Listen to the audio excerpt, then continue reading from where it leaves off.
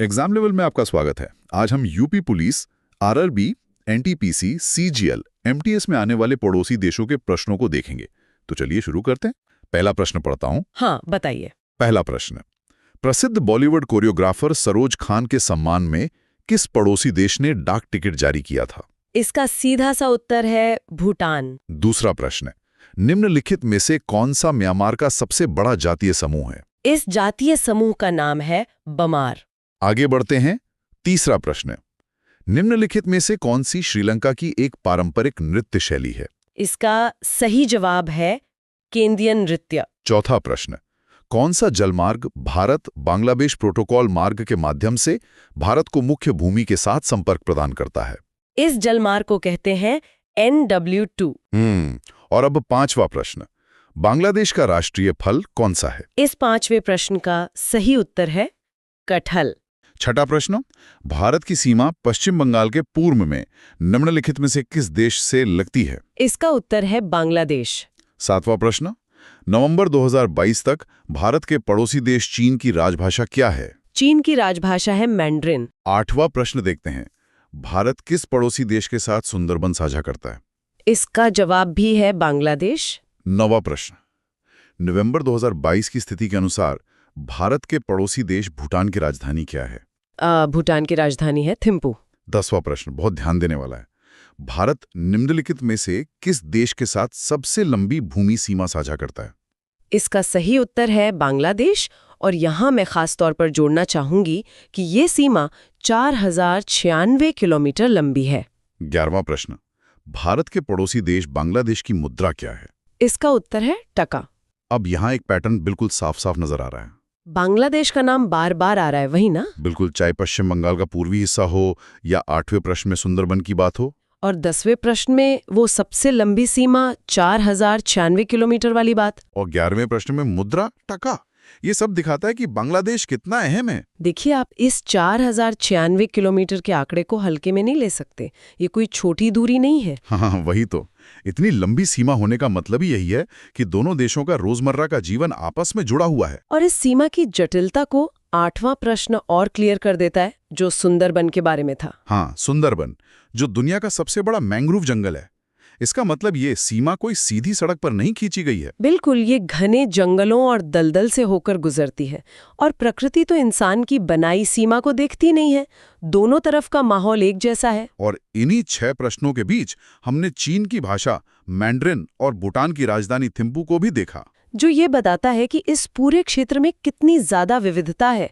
एक तरफ बड़ा चीन है, दूसरी तरफ शांतिप्रिय भूटान। इसी भौगोलिक और भाषाई विविधता को थोड़ा और डीपली समझते हैं अपने अगले प्रश्नों के साथ। ठीक है। 12वां प्रश्न, भारत के पड़ोसी देश भूटान की आधिकारिक भाषा कौन सी है? भूटान की इस भाषा का नाम है जोंगखा। 13वां प्रश्न, कौन सा देश त्रिपुरा को पश्चिम, उत्तर और दक्षिण दिशाओं से घेरता है? एक बार फिर से, इसका उत्तर है बांग्लादेश। 14वां प्रश्न, भारत एशिया के किस भाग में स्थित है? इसका जवाब है दक्षिण एशिया। 15वां प्रश्न, बर्मा भारत के किस पड़ोसी देश की राजभाषा है? ये म्यांमार की राजभाषा है। 16वां प्रश्न, श्रीलंका भारत से किसके द्वारा अलग होता है? इन दोनों को अलग करने वाला माध्यम है पाक जलदमरू मध्य। 17वां प्रश्न, पश्चिम बंगाल किस देश के साथ अपनी सबसे लंबी सीमा साझा करता है? इसका सही जवाब है बांग्लादेश। 18वां प्रश्न, 1962 में मैकमोहन रेखा के क्षेत्र में भारत का युद्ध किस देश के साथ हुआ था? इसका उत्तर है चीन। 19वां प्रश्न, क्षेत्रफल की दृष्टि से भारत का सबसे छोटा पड़ोसी देश कौन सा है? इस देश का नाम है भूटान। 20वां प्रश्न, मैकमोहन रेखा एक रेखा है जो चीन और भारत के किस राज्य को अलग करती है? इस राज्य का नाम है अरुणाचल प्रदेश। 21वां प्रश्न, कितने भारतीय राज्य बांग्लादेश के साथ अपनी सीमा साझा करते हैं? इसका उत्तर है 5। 22वां प्रश्न, निम्नलिखित में से कौन सी रेखा पाकिस्तान और अफगानिस्तान को अलग करती है? इस ऐतिहासिक रेखा को दुरंत रेखा कहते हैं। 23वां प्रश्न, भारत और पाकिस्तान को अलग करने वाली सीमा रेखा को किस रूप में जाना जाता है? ये दुनिया भर में रैडक्लिफ रेखा के नाम से जानी जाती है। 24वां प्रश्न, भारत की सीमा किस दिशा में म्यांमार से लगती है? इसका उत्तर है पूर्व दिशा। 25वां प्रश्न, निम्नलिखित में से किस देश के साथ भारत की भूमि सीमा नहीं लगती है? इसका जवाब है श्रीलंका, क्योंकि इसके साथ हमारी सिर्फ समुद्री सीमा है। और इस सेशन का 26वां और आखिरी प्रश्न, भूटान भारत के निम्नलिखित में से किन राज्यों के साथ अपनी सीमा साझा करता है? ये राज्य हैं सिक्किम, पश्चिम बंगाल, असम और अरुणाचल प्रदेश। सवाल नंबर 27, मन्नार की खाड़ी द्वारा कौन सा देश भारत से अलग होता है? उत्तर है श्रीलंका। मन्नार की खाड़ी सिर्फ एक जल निकाय नहीं है। अगर हम इतिहास देखें तो ये हमेशा से व्यापार का बहुत बड़ा केंद्र रही है ना? बिल्कुल, सदियों से यहाँ सांस्कृतिक और व्यापारिक आदान प्रदान होता रहा है। ये एक ऐसा समुद्री रास्ता है जिसने चोल साम्राज्य से लेकर आज तक की नौसेनाओं की रणनीतियों को तय किया है। इसी से मिलता जुलता हमारा अगला तथ्य है सवाल नंबर 28, निम्नलिखित में से कौन भारत के 2 द्वीपीय पड़ोसी देश हैं? उत्तर है श्रीलंका और मालदीव। और मजेदार बात यह है कि ये दोनों ही देश हिंद महासागर के बहुत ही अहम रणनीतिक चौक पॉइंट्स पर बैठे हैं। मतलब दुनिया का एक बहुत बड़ा हिस्सा अपने व्यापार के लिए इन्हीं रास्तों पर निर्भर करता है। पानी यहाँ देशों को अलग नहीं करता, बल्कि उन्हें कूटनीति के गहरे जाल में बांध देता है। क्या बात है। अब थोड़ा संस्कृति की तरफ मुड़ते हैं। सवाल नंबर 29, दशई कहाँ का सबसे लंबा और सबसे महत्वपूर्ण त्योहार है? उत्तर है नेपाल। देखो, नेपाल एक ऐसा देश है जिसका भूगोल बहुत ही जटिल है। एक तरफ मैदानी इलाके हैं तो दूसरी तरफ ऊंचे हिमालय। ऐसे में दशई जैसे त्योहार पूरे देश को एक साथ जोड़ देते हैं। हाँ, एकदम सही। ये एक तरह का सामाजिक गोंद है। ये सिर्फ एक धार्मिक आयोजन नहीं है, बल्कि ये पूरे समाज को एक लय में धड़कने का मौका देता है। बहुत खूब। अब वापस भूगोल पर आते हैं। सवाल नंबर 30, निम्नलिखित में से कौन सा भारत और चीन के बीच स्थित एक पहाड़ी दर्रा है? उत्तर है काराकोरम दर्रा। काराकोरम दर्रे की कहानी बहुत ही विडंबना भरी है। ऐतिहासिक रूप से ये सिल्क रूट का एक बहुत ही महत्वपूर्ण हिस्सा था। इतनी ऊंचाई और मुश्किलों के बावजूद ये सदियों तक व्यापार का रास्ता रहा। और आज ये एक सैन्य हॉटस्पॉट है। बिल्कुल, जो रास्ता कभी लोगों को जोड़ता था, आज वहाँ भारी सैन्य तैनाती रहती है। खैर, पहचान और मान्यताओं की बात करें तो अगला तथ्य बहुत प्रासंगिक है। सवाल नंबर 31, म्यांमार का मुख्य धर्म कौन सा है? उत्तर है बौद्ध धर्म। बौद्ध धर्म को हम शांति और अहिंसा से जोड़कर देखते हैं, लेकिन अगर हम म्यांमार के हाल के दशकों के इतिहास को देखें तो वहाँ बहुत से गहरे आंतरिक और जातीय संघर्ष रहे हैं। मतलब प्रतीक और जमीनी हकीकत हमेशा मेल नहीं खाते। एकदम सही। धर्म एक पहचान तो देता है, लेकिन वो सारे राजनीतिक मसले हल नहीं कर सकता। सही कहा। अब एक बहुत ही ऐतिहासिक तथ्य पर आते हैं। सवाल नंबर 32, भारत और पाकिस्तान के बीच वर्ष 1960 में किस जल संधि पर हस्ताक्षर किए गए थे? उत्तर है सिंधु। ये सच में कूटनीति का एक बहुत बड़ा उदाहरण है। मतलब भारत और पाकिस्तान के बीच कितने युद्ध हुए, कितना तनाव रहा, लेकिन पानी का बंटवारा फिर भी चलता रहा। हाँ, ये संधि दिखाती है कि जब बात लाखों लोगों के जीवन और अस्तित्व की हो तो 2 कड़वे पड़ोसी भी समझौता करने के लिए एक मेज पर आ सकते हैं। बहुत ही शक्तिशाली बात है ये। चलिए आगे बढ़ते हैं। सवाल नंबर 33, पारो शहर कहाँ का एक प्रसिद्ध पर्यटन स्थल है? उत्तर है भूटान। पारो को सिर्फ एक पर्यटन स्थल कहना शायद इसके साथ न्याय नहीं होगा। ये भूटान की वास्तुकला और बौद्ध विरासत का एक जीता जागता संग्रहालय है। वहाँ के शांत मठ भूटान की असली पहचान है। और इस पहचान को एक राजनीतिक रूप भी मिला था। हमारा अगला तथ्य इसी बारे में है। सवाल नंबर 34, घुंगसा उगेन वांगचुक किस वर्ष भूटान के पहले सम्राट बने थे? उत्तर है 1907। 1907 का वो दौर पूरे एशिया के लिए बहुत उथल-पुथल भरा था। ब्रिटिश और रूसी साम्राज्य हर तरफ फैल रहे थे। ऐसे मुश्किल समय में एक सम्राट का उदय होना भूटान को एकजुट रखने के लिए बहुत जरूरी था, जिसने उन्हें एक स्वतंत्र पहचान दी। बिल्कुल। और पहचान के संघर्ष की एक बहुत बड़ी कहानी हमारा अगला सवाल बताता है। सवाल नंबर 35, बांग्लादेश कब तक पाकिस्तान का हिस्सा था? उत्तर है 1947 से 1971 तक। ये इतिहास का एक बहुत बड़ा सबक है। 1947 में धर्म के आधार पर विभाजन हुआ था, लेकिन भौगोलिक रूप से पूर्वी और पश्चिमी पाकिस्तान एक बेतुका प्रयोग था। दोनों के बीच हजारों किलोमीटर की दूरी थी। और भाषा और संस्कृति भी बिल्कुल अलग थी। हाँ, और यही कारण है कि 1971 में बांग्लादेश का जन्म हुआ। ये साबित करता है कि सिर्फ एक साझा धर्म किसी राष्ट्र को हमेशा के लिए बांध कर नहीं रख सकता। बहुत गहरी बात है। अब थोड़ा भूगोल के प्राकृतिक चमत्कारों की बात करते हैं। सवाल नंबर 36, एशिया की सबसे बड़ी घाटी कौन सी है? उत्तर है डांग घाटी, जो नेपाल में है। विशाल घाटियां सिर्फ जमीन के गड्ढे नहीं होती। डांग घाटी जैसी जगहें पूरे पारिस्थितिक तंत्र और प्राचीन सभ्यताओं का पालना रही हैं। और राष्ट्रों के प्रतीकों की बात करें तो हमारा अगला तथ्य बहुत रोचक है। सवाल नंबर 37, सोने का शेर अपने दाहिने अग्र पंजे में तलवार पकड़े हुए कहाँ का राष्ट्रीय प्रतीक है?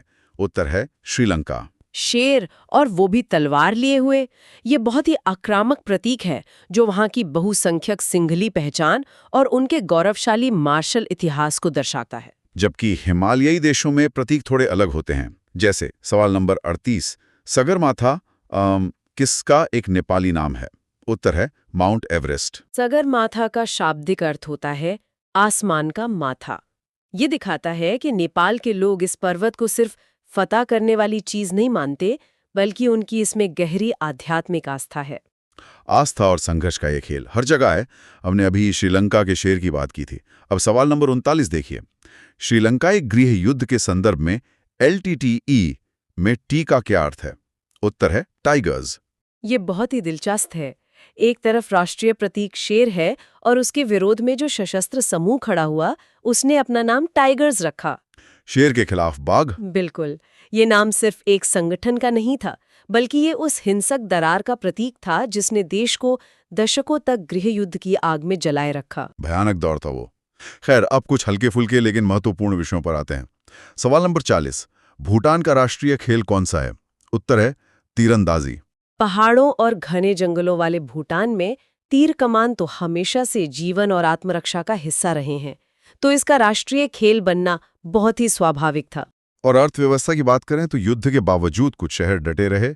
सवाल नंबर 41, श्रीलंका का सबसे बड़ा शहर कौन सा है? उत्तर है कोलंबो। कोलंबो सिर्फ एक बड़ा शहर नहीं है, वो श्रीलंका की अर्थव्यवस्था का असली इंजन है।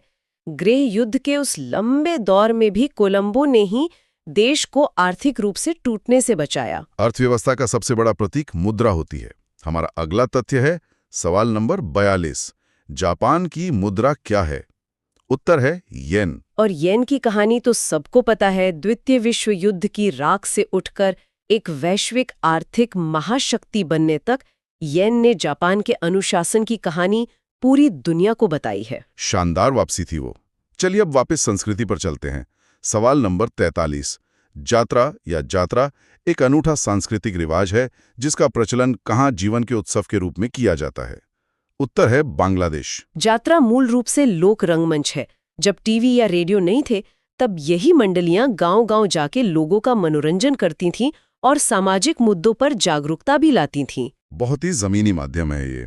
और इसी से जुड़ा है सवाल नंबर 44, साओ जोआओ के त्योहार कहाँ के पारंपरिक लोकगीत हैं? उत्तर है बांग्लादेश। अब देखिए, साओ जोआओ एक पुर्तगाली नाम है। इसका बांग्लादेश के लोकगीतों से जुड़ना हमें याद दिलाता है कि पुराने समय में व्यापारिक मार्गों के जरिए संस्कृतियां कैसे एक दूसरे में घुल मिल जाती थी। कोई भी संस्कृति पूरी तरह से अछूती नहीं होती। सही कहा। अब जमीनी सीमाओं के विवादों पर आते हैं। सवाल नंबर 45, ड्यूरंट रेखा किन दो देशों के बीच की सीमा है? उत्तर है पाकिस्तान और अफगानिस्तान। हमने पहले काराकोरम दर्रे की बात की थी, जो एक प्राकृतिक सीमा है, लेकिन ड्यूरंट रेखा 1893 में अंग्रेजों द्वारा कागज पर खींची गई एक कृत्रिम रेखा है, जिसने वहां रहने वाले लोगों को ही बांट दिया। बिल्कुल। इस रेखा ने पश्तून जनजातियों को बीच से काट दिया और यही वजह है कि उस क्षेत्र में आज तक कभी स्थायी शांति नहीं आ पाई। बहुत ही अफसोसजनक है ये। चलिए शांति की मिसाल की बात करते हैं। सवाल नंबर 46, निम्नलिखित में से कौन सा भूटान का सबसे ऊंचा पर्वत शिखर है? उत्तर है गंगखर पुनसुम। और आपको पता है, इस पर्वत शिखर पर आज तक कोई इंसान नहीं चढ़ पाया है। सच में? लेकिन ऐसा क्यों? इसलिए नहीं कि वहां चढ़ना तकनीकी रूप से असंभव है, बल्कि इसलिए क्योंकि भूटान ने अपनी स्थानीय आध्यात्मिक मान्यताओं का सम्मान करते हुए वहां पर्वतारोहण पर रोक लगा रखी है। ये प्रकृति का कितना गहरा सम्मान है। चलिए अब कूटनीति के एक और अध्याय को देखते हैं। सवाल नंबर 47, भारत और पाकिस्तान के बीच सिंधु जल संधि पर हस्ताक्षर कहाँ किए गए थे? उत्तर है कराची। ये एक बहुत ही बारीक ऐतिहासिक विवरण है। 1960 में इस्लामाबाद तो बन ही रहा था, इसलिए उस समय कराची ही पाकिस्तान का मुख्य कूटनीतिक और प्रशासनिक केंद्र था। और नेपाल की बात करें तो सवाल नंबर 48, नेपाल के सबसे लंबे और सबसे महत्वपूर्ण त्योहार दशई के दौरान किस देवी की पूजा की जाती है?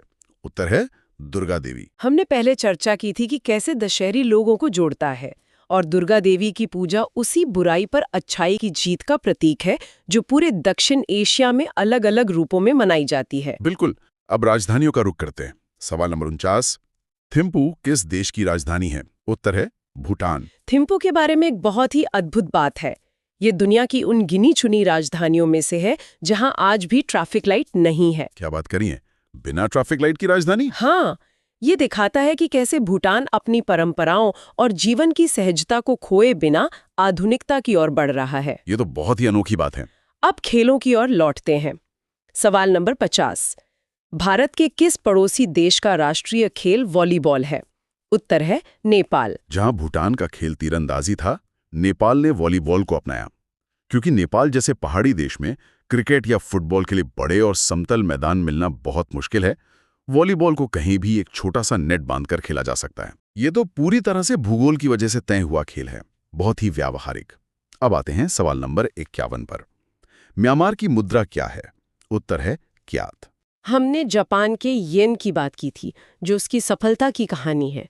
इसके उलट म्यांमार का क्यात एक संसाधन संपन्न देश के पिछड़ने की कहानी कहता है। सैन्य शासन और अलगाव ने इस मुद्रा की अंतर्राष्ट्रीय साख को बहुत कमजोर कर दिया है। नीतियां अर्थव्यवस्था को कैसे डुबो सकती हैं, यह उसका एक बड़ा उदाहरण है। अब भाषाओं पर आते हैं। सवाल नंबर 52, अफगानिस्तान की आधिकारिक भाषा क्या है? उत्तर है दारी और पश्तो। अफगानिस्तान हमेशा से कई संस्कृतियों का चौराहा रहा है। दारी और पश्तो दोनों को आधिकारिक भाषा बनाना वहां की इस विविधता को स्वीकार करने का एक तरीका है। प्रश्न नंबर 53, पाकिस्तान की राजभाषा कौन सी है? इसका उत्तर है उर्दू। सही।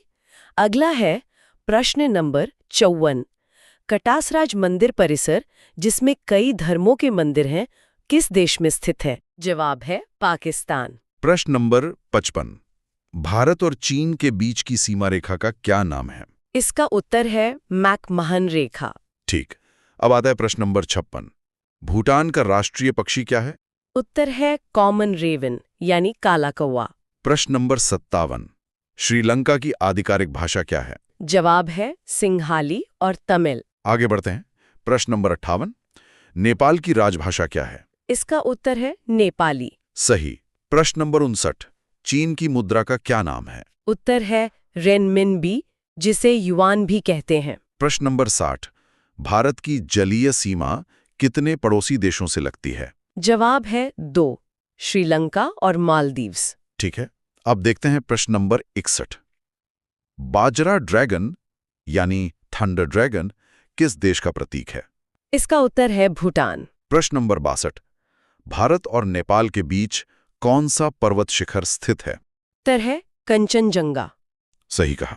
प्रश्न नंबर 63, निम्नलिखित में से कौन सा देश त्रिपुरा को तीनों ओर से घेरता है? इसका जवाब है बांग्लादेश। प्रश्न नंबर 64, भारत का कौन सा पड़ोसी देश दक्षिण में स्थित है? उत्तर है श्रीलंका। अगला है प्रश्न नंबर 65, म्यांमार की राजधानी क्या है? इसका उत्तर है नेपिएडो। ठीक। प्रश्न नंबर 66, अफगानिस्तान की राजधानी निम्नलिखित में से कौन सी है? जवाब है काबुल। प्रश्न नंबर 67, पाकिस्तान की आधिकारिक मुद्रा का नाम क्या है? उत्तर है पाकिस्तानी रुपया। प्रश्न नंबर 68, मालदीव्स की राजधानी क्या है? इसका उत्तर है माले। सही। प्रश्न नंबर 69, निम्नलिखित में से कौन सा देश भारत के साथ सबसे छोटी सीमा, जो कि 106 किलोमीटर है, साझा करता है? जवाब है अफगानिस्तान। प्रश्न नंबर 70, चीन की राजभाषा क्या है? इसका उत्तर है मैंडरिन। प्रश्न नंबर 71, बांग्लादेश की राजभाषा कौन सी है? जवाब है बंगाली। ठीक है। अब प्रश्न नंबर 72, दशहरा त्योहार मुख्य रूप से किस देश में मनाया जाता है? उत्तर है नेपाल। प्रश्न नंबर 73, म्यांमार का पुराना नाम क्या था? इसका उत्तर है बर्मा। प्रश्न नंबर 74, भूटान की मुद्रा एंगुलट्रुम के साथ साथ और कौन सी मुद्रा वहां चलती है? जवाब है भारतीय रुपया। सही। प्रश्न नंबर 75, नेपाल की राजधानी काठमांडू किस प्रसिद्ध मंदिर के लिए जानी जाती है? इसका उत्तर है पशुपतिनाथ मंदिर। प्रश्न नंबर 76। मैकमोहन रेखा का निर्धारण किस वर्ष किया गया था? उत्तर है 1914। शिमला समझौता। ठीक। इसके बाद प्रश्न नंबर 77। भारत और पाकिस्तान के बीच रेडक्लिफ रेखा का निर्धारण कब हुआ था? जवाब है 17 अगस्त 1947। प्रश्न नंबर 78। मालदीव्स की आधिकारिक भाषा कौन सी है? इसका उत्तर है दिवेही। प्रश्न नंबर 79। मुल्ट्रुम किस देश की मुद्रा है? जवाब है भूटान। और इस लिस्ट का आखिरी प्रश्न नंबर 80। पाकिस्तान की राजधानी का क्या नाम है? इसका उत्तर है इस्लामाबाद। शुरुआत करते हैं प्रश्न 81। कटासराज मंदिर किस देश में स्थित है? उत्तर पाकिस्तान। अब देखिए, ज्यादातर लोग जब पाकिस्तान के बारे में सोचते हैं तो उनके दिमाग में एक प्राचीन हिंदू मंदिर का ख्याल सबसे पहले नहीं आता। एकदम सही। ये तथ्य अपने आप में बहुत कुछ कहता है। और यही बात इसे इतना खास बनाती है। कटासराज मंदिर पाकिस्तान के पंजाब प्रांत में स्थित है और इसका इतिहास महाभारत काल से जोड़ा जाता है। 1947 में जब भारत और पाकिस्तान के बीच सीमाएं खींची गईं, तो वे केवल जमीन के टुकड़े बांटने वाली राजनीतिक रेखाएं थीं। जी। लेकिन इतिहास और संस्कृति को इस तरह रातों रात नहीं काटा जा सकता। यानी सीमाएं नहीं है, लेकिन जमीन की स्मृति बहुत पुरानी है। बिल्कुल। कटासराज मंदिर का वहां होना हमें यही याद दिलाता है कि आधुनिक राष्ट्रों के बनने से बहुत पहले ये पूरा क्षेत्र एक साझा सांस्कृतिक यात्रा का हिस्सा था। यह सच में हमें हमारी साझा जड़ों की याद दिलाता है। खैर, अब जरा दक्षिण की ओर चलते हैं। प्रश्न 82। श्रीलंका की राजधानी निम्नलिखित में से कौन सी है? उत्तर श्री जयवर्धनेपुरा कोट्टे। मुझे यकीन है कि हमारे बहुत से सुनने वाले अभी भी यही मानते होंगे कि श्रीलंका की राजधानी कोलंबो है। जी, ये एक बहुत ही आम धारणा है और इसके पीछे एक ठोस कारण भी है। कोलंबो श्रीलंका का सबसे बड़ा शहर है, वहां का सबसे प्रमुख व्यापारिक केंद्र है और अंतर्राष्ट्रीय स्तर पर सबसे ज्यादा जाना जाता है। बिल्कुल। लेकिन प्रशासनिक दृष्टिकोण से 1980 के दशक में राजधानी को कोलंबो से हटाकर श्री जयवर्धनेपुरा कोट्टे स्थानांतरित कर दिया गया था, जो कि कोलंबो के ही बाहरी इलाके में स्थित है। जी। इसका मुख्य उद्देश्य कोलंबो शहर से भीड़भाड़ और प्रशासनिक दबाव को कम करना था। जी। तो कोलंबो व्यापारिक दिल है, लेकिन सरकारी कामकाज अब कोट्टे से होता है। ये उन छोटे छोटे तथ्यों में से एक है जो हमें सही मायने में जानकार बनाते हैं। चलिए वापस उत्तर पश्चिम की तरफ चलते हैं। प्रश्न 83। डूरन रेखा किन दो देशों के बीच की सीमा है? उत्तर पाकिस्तान अफगानिस्तान। डूरन रेखा। हमने अक्सर न्यूज में इस सीमा पर होने वाले विवादों के बारे में सुना है। ये महज एक लकीर नहीं है ना? बिल्कुल नहीं। डूरन रेखा शायद दुनिया की सबसे जटिल और विवादित सीमाओं में से एक है। 1893 में ब्रिटिश राजनायक मॉर्टिमर डूरंट ने इसे खींचा था। जी। और समस्या ये है कि इस रेखा ने पश्तून कबीलाई इलाकों को बिल्कुल बीच से दो हिस्सों में बांट दिया। अब जरा सोचिए, एक ऐसा समुदाय जिसकी भाषा, संस्कृति और परिवार एक हैं, उनके बीचों बीच आपने नक्शे पर एक लकीर खींच दी। बिल्कुल। यही कारण है कि वहां के स्थानीय कबीले आज भी कई जगहों पर इस रेखा को मान्यता नहीं देते। ये औपनिवेशिक काल की एक ऐसी विरासत है जिसने वहां एक स्थायी भू राजनीतिक समस्या पैदा कर दी है। यानी भूगोल ने समाज को नहीं, बल्कि राजनीति ने समाज को बांटने की कोशिश की। आगे बढ़ते हैं। प्रश्न 84। भूटान के झंडे पर किसका चित्र अंकित है? उत्तर ड्रैगन, जिसे थंडर ड्रैगन या ड्रक कहा जाता है। थंडर ड्रैगन का विचार ही अपने आप में बहुत रहस्यमयी और शक्तिशाली लगता है। भूटान के लोग अपने देश को स्थानीय भाषा में ड्रक युल कहते हैं, जिसका मतलब ही होता है थंडर ड्रैगन की भूमि। सही कहा ना? एकदम सही। हिमालय की ऊंचाइयों में जब भयानक तूफान आते हैं और बादलों की तेज गर्जना होती है, तो प्राचीन मान्यताओं के अनुसार उसे ड्रैगन की दहाड़ माना जाता था। ये झंडा उस जमीन की ऊर्जा और वहां के लोगों के अपनी प्रकृति के साथ गहरे जुड़ाव का प्रतीक है। भूटान ने लंबे समय तक खुद को बाहरी दुनिया से अलग रखा ताकि वे अपनी इस विशिष्ट सांस्कृतिक पहचान और पर्यावरण को बचाए रख सकें। बात करते हैं। प्रश्न 85। नेपाल का राष्ट्रीय खेल क्या है? उत्तर वॉलीबॉल। ईमानदारी से कहूं तो जब मैंने पहली बार ये पढ़ा तो मैं हैरान थी। हमारे उपमहाद्वीप में तो क्रिकेट का ही बोलबाला है, फिर नेपाल में वॉलीबॉल कैसे? इसके पीछे पूरा खेल भूगोल का है। अच्छा? जब आप नेपाल जैसे देश में रहते हैं जहां ज्यादातर हिस्सा हिमालय के ऊंचे और ढलान वाले पहाड़ों से ढका है, तो क्रिकेट या फुटबॉल जैसे खेलों के लिए बड़े और समतल मैदान खोजना बहुत मुश्किल है। हाँ, जाहिर सी बात है। वॉलीबॉल को बहुत ही कम जगह की जरूरत होती है। इसे पहाड़ों के बीच किसी भी छोटे से समतल टुकड़े पर खेला जा सकता है। इसलिए ये खेल धीरे धीरे नेपाल के हर गांव और हर पहाड़ की चोटी तक पहुंच गया। ये बहुत ही मजेदार है। जरा सोचिए, माउंट एवरेस्ट के ढलान पर अगर कोई क्रिकेट की गेंद नीचे चली जाए तो उसे वापस लाने में ही हफ्तों लग जाएंगे। बिल्कुल। खैर, अब चलते हैं उस दिशा में जिसकी चर्चा अक्सर कम होती है, हमारा पूर्वी पड़ोस। प्रश्न 86। बर्मर जाति के लोग किस देश में सबसे अधिक पाए जाते हैं? उत्तर, म्यांमार। म्यांमार की अंदरूनी राजनीति हमेशा से बहुत जटिल रही है। क्या ये इसी जातीय समीकरण का हिस्सा है? जी हाँ, आपने सही नस पकड़ी है।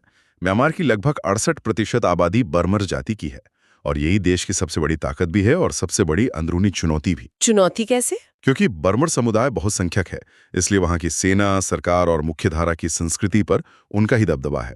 लेकिन म्यांमार में कई अन्य महत्वपूर्ण जातीय समूह भी हैं, जैसे करेन, शान और रखाइन। तो उन अल्पसंख्यक समूहों को लगता होगा कि उनकी पहचान खतरे में है? बिल्कुल। उन्हें अक्सर ये महसूस होता है कि बहुसंख्यक उन पर अपनी नीतियां थोप रहे हैं। म्यांमार में दशकों से चल रहे गृहयुद्ध के मूल में यही जनसांख्यिकीय असंतुलन है। ये बहुत ही महत्वपूर्ण दृष्टिकोण है। हम अक्सर म्यांमार को सिर्फ एक देश की तरह देखते हैं, लेकिन अंदर से वो कई अलग-अलग जातीय पहचानों का एक जटिल ताना बाना है। चलिए वापस लौटते हैं दक्षिण की तरफ। प्रश्न 87। श्रीलंका का पुराना नाम क्या था? उत्तर, सिलोन। सिलोन। नाम बदलना सिर्फ एक कागजी कार्रवाई नहीं होती, इसके पीछे एक पूरी मानसिकता होती है। एकदम सही। सिलोन वो नाम था जो ब्रिटिश साम्राज्य ने इस द्वीप को दिया था। 1948 में आजादी मिलने के बावजूद कई दशकों तक ये देश सिलोन के नाम से ही जाना जाता रहा। फिर उन्होंने इसे बदला। जी, 1972 में जाकर उन्होंने आधिकारिक तौर पर अपना नाम बदलकर श्रीलंका किया। ये केवल एक नाम का बदलाव नहीं था, ये अपनी पुरानी पहचान की ओर लौटने और औपनिवेशिक अतीत की परछाई से बाहर निकलने का एक सशक्त बयान था। और भूगोल की बात करें तो प्रश्न 88। भारत और श्रीलंका को अलग करने वाली खाड़ी कौन सी है? उत्तर, मन्नार की खाड़ी। तो क्या ये सिर्फ पानी का एक हिस्सा है जो दो जमीनों को अलग कर रहा है? इसे सिर्फ एक दूरी समझना बहुत बड़ी गलती होगी। मन्नार की खाड़ी ऐतिहासिक रूप से दुनिया के सबसे समृद्ध मोती निकालने वाले क्षेत्रों में से एक रही है। हाँ, मोतियों का व्यापार। सदियों से यहाँ के उथले पानी ने भारतीय और श्रीलंकाई मछुआरों, व्यापारियों और गोताखोरों को एक दूसरे के साथ जोड़े रखा है। आज ये अपने अद्भुत समुद्री जीरों और मूंगे की चट्टानों के लिए जाना जाता है। तो ये खाड़ी हमें अलग जरूर करती है, लेकिन साथ ही ये एक ऐसा समुद्री पुल भी है जिसने हजारों सालों से दोनों तरफ के लोगों को जोड़ा है। बिल्कुल सही। बहुत ही शानदार। अब फिर से पूरब की ओर मुड़ते हैं। प्रश्न 89। बांग्लादेश का उदय किस वर्ष हुआ था? उत्तर, 1971। 1971 का साल तो जैसे इस पूरे इलाके के इतिहास का सबसे बड़ा टर्निंग पॉइंट है। जी, 1971 का युद्ध केवल एक नई राजनीतिक सीमा के खींचे जाने की घटना नहीं थी। ये इस बात का सबसे बड़ा प्रमाण था कि केवल साझा धर्म के आधार पर आप दो भौगोलिक रूप से अलग-अलग हिस्सों को हमेशा के लिए एक साथ नहीं बांध सकते। पूर्वी पाकिस्तान और पश्चिमी पाकिस्तान के बीच तो लगभग 1000 मील की दूरी थी। हाँ, और बीच में भारत था। लेकिन असली दूरी सांस्कृतिक और भाषाई थी। पश्चिमी पाकिस्तान द्वारा उर्दू भाषा और अपनी संस्कृति को पूर्वी हिस्से पर थोपने की कोशिश ने वहां भाषाई राष्ट्रवाद को जन्म दिया, और लोग अपनी बंगाली भाषा और पहचान को बचाने के लिए खड़े हुए, जिसने अंततः एक नए राष्ट्र को जन्म दिया। यानी संस्कृति और भाषा ने भूगोल की राजनीति को हरा दिया। बहुत ही पावरफुल विचार है। चलिए लिस्ट में आगे बढ़ते हैं। प्रश्न 90। चीन की राजधानी क्या है? उत्तर, बीजिंग। अब हमारे सुनने वाले सोच रहे होंगे कि ये तो बहुत ही साधारण सवाल है, लेकिन इस राजधानी के भूगोल में कुछ खास है जो सीधे तौर पर हमारे उपमहाद्वीप को प्रभावित करता है। वो कैसे? जब हम भारत और चीन के संबंधों की बात करते हैं तो हमें बीजिंग की भौगोलिक स्थिति को देखना होगा। बीजिंग चीन के एकदम पूर्वी तट के पास स्थित है, जबकि भारत के साथ उसकी सीमा हिमालय और तिब्बत का पठार हजारों किलोमीटर दूर सुदूर पश्चिम में है। बहुत बड़ी दूरी है। ऐतिहासिक रूप से चीन की सत्ता का केंद्र हमेशा उसकी पूर्वी परिधि पर रहा है। इतनी विशाल दूरी का मतलब ये है कि हिमालयी सीमा पर जो कुछ भी होता है वो चीन की राजधानी के लिए एक बहुत दूर का फ्रंटियर है। ये नजरिया वाकई नया है। हम अक्सर भूल जाते हैं कि चीन का आकार कितना विशाल है। इसी से जुड़ा है हमारा अगला सवाल।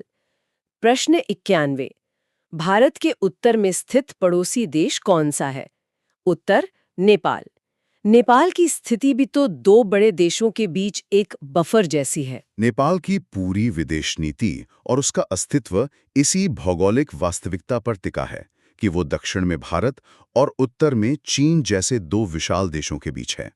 इतिहास में नेपाल के शासकों ने इसे दो पत्थरों के बीच का एक शकरकंद कहा था। ये बहुत ही सटीक उदाहरण है। उन्हें हमेशा एक बहुत ही नाजुक कूटनीतिक संतुलन बनाकर चलना पड़ता है ताकि वे अपनी संप्रभुता भी बनाए रखें और दोनों तरफ से होने वाले व्यापार का लाभ भी उठा सकें। राजनीति से हटकर अब वापस खेल पर आते हैं। प्रश्न 92। पाकिस्तान का राष्ट्रीय खेल क्या है? उत्तर फील्ड हॉकी। अब जैसे हमने नेपाल के वॉलीबॉल की बात की थी, वैसे ही पाकिस्तान में क्रिकेट के प्रति दीवानगी किसी से छुपी नहीं है। बिल्कुल। फिर हॉकी आज भी उनका आधिकारिक राष्ट्रीय खेल कैसे बना हुआ है? इसके पीछे उस स्वर्णिम इतिहास की यादें हैं जो भारत और पाकिस्तान दोनों साझा करते हैं। विभाजन से पहले अविभाजित भारत ने ओलंपिक हॉकी में पूरी दुनिया पर राज किया था। ध्यानचंद का युग। जी। 1947 के बाद भी पाकिस्तान ने कई दशकों तक हॉकी में अपना दबदबा बनाए रखा और कई विश्व कप जीते। क्रिकेट भले ही आज जनता का सबसे पसंदीदा खेल बन गया हो, लेकिन फील्ड हॉकी पाकिस्तान की खेल विरासत का सबसे बड़ा प्रतीक है। क्या बात है। अगला सवाल देखते हैं। प्रश्न 93। म्यांमार की राजभाषा क्या है? उत्तर बर्मी। ये हमें वापस उसी जातीय चर्चा पर ले जाता है जो हमने थोड़ी देर पहले की थी। जी हाँ, हमने प्रश्न 86 में बमर जाति की बात की थी। बर्मी उसी बहुसंख्यक बमर समुदाय की भाषा है। और जब किसी एक समुदाय की भाषा को पूरे देश की आधिकारिक राजभाषा बना दिया जाता है तो ये देश को एकजुट करने का काम भी कर सकता है, लेकिन अगर इसे अल्पसंख्यक समूहों पर जबरदस्त थोपा जाए तो ये अलगाववाद का कारण भी बन जाता है। म्यांमार के मामले में बर्मी भाषा का प्रभुत्व वहां के आंतरिक तनावों का एक महत्वपूर्ण हिस्सा रहा है। भाषा वाकई एक बहुत धारदार हथियार हो सकती है। अब चलते हैं दुनिया की छत पर। प्रश्न 94। सगरमाथा किस पर्वत शिखर का नेपाली नाम है? उत्तर माउंट एवरेस्ट। मुझे निजी तौर पर सगरमाथा नाम एवरेस्ट से कहीं ज्यादा गहरा लगता है। सगरमाथा का शाब्दिक अर्थ होता है आसमान का माथा या स्वर्ग का शीर्ष। यह नाम दिखाता है कि नेपाल के लोग इस पर्वत को केवल फतह करने वाली एक भूवैज्ञानिक संरचना नहीं मानते, बल्कि वे इसे एक आध्यात्मिक और पवित्र इकाई मानते हैं। बिल्कुल। माउंट एवरेस्ट नाम तो British surveyor general George Everest के नाम पर रखा गया था, जिनका उस पहाड़ से कोई सीधा सांस्कृतिक जुड़ाव नहीं था। सगरमाथा नाम उस जमीन की आत्मा से जुड़ा है। और पहाड़ों की ही बात हो रही है तो प्रश्न 95। भारत और चीन के बीच स्थित दर्रा कौन सा है? उत्तर काराकोरम दर्रा। हमने बीजिंग की दूरी की बात की, लेकिन ये दर्रा तो जैसे प्राचीन काल से ही एक दरवाजा रहा है। काराकोरम दर्रा इतिहास के सबसे खतरनाक लेकिन सबसे महत्वपूर्ण व्यापारिक मार्गों में से एक है। ये प्राचीन सिल्क रोड का एक हिस्सा था, यानी रेशम मार्ग। जी। जरा सोचिए, हजारों साल पहले व्यापारी, भिक्षु और खोजकर्ता 18,000 फीट की इस जानलेवा ऊंचाई से होकर गुजरते थे। ये दर्रा केवल व्यापार का रास्ता नहीं था, ये विचारों और संस्कृतियों के आदान प्रदान का गवाह रहा है। बिल्कुल। भूगोल ने भले ही दीवार खड़ी की, लेकिन इंसानी जज्बे ने काराकोरम जैसे दर्रों के रूप में वहां दरवाजे खोज लिए। यह अकल्पनीय लगता है कि बिना आधुनिक उपकरणों के लोग उन ऊंचाइयों को पार करते थे। चलिए अब पहाड़ों से उतरकर सीधे हिंद महासागर के तट पर पहुंचते हैं। प्रश्न 96। कैंडियन नृत्य शैली किस देश से संबंधित है? उत्तर श्रीलंका। श्रीलंका के तटीय इलाकों का इतिहास तो औपनिवेशिक शक्तियों से भरा है, तो इस नृत्य की क्या कहानी है? कैंडियन नृत्य श्रीलंका के मध्य भाग यानी कैंडी क्षेत्र के पहाड़ी इलाकों से उत्पन्न हुआ था। ये केवल एक नृत्य नहीं है, ये प्रतिरोध और सांस्कृतिक गर्व का प्रतीक है। प्रतिरोध कैसे? जब पुर्तगाली, डच और ब्रिटिश शक्तियों ने श्रीलंका के तटीय इलाकों पर कब्जा कर लिया था, तब कैंडी का साम्राज्य पहाड़ों के बीच सुरक्षित था। उन्होंने लंबे समय तक अपनी स्वतंत्रता को बचाए रखा। इस नृत्य में जो ड्रम की तेज थाप है, वो उसी अजेय भावना का जश्न मनाती है। तो ये महज कला नहीं बल्कि इतिहास को सहेजने का एक तरीका है। आगे बढ़ते हैं हिमालय की वादियों में। प्रश्न 97। भूटान का राष्ट्रीय फल या वृक्ष कौन सा है?